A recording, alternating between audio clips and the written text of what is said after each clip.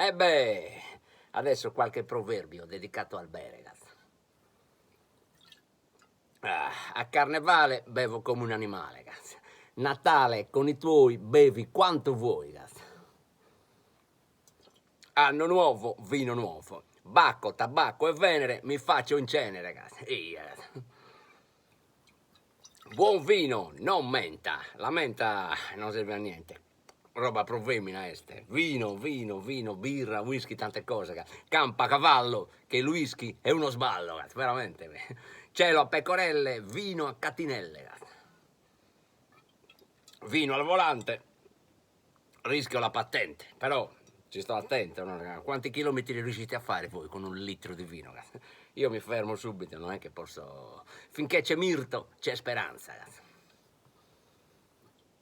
Non tutti i vini vengono per cuocere, ce ne sono alcuni che leggeri che non ti fanno niente, veramente. Non c'è due senza Dreher, per esempio. Anche questo è un proverbio utilissimo. Salute. Paese che vai, imbriaghera che trovi, sempre.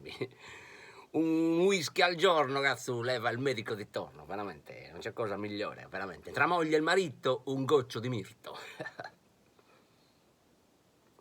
Rosso di sera, grande imbriaghera. Bisogna circondarsi sempre di persone per bere, sempre di persone per bere vi dovete circondare, perché il bere trionferà sempre sul male. Arrivederci, ci sentiamo.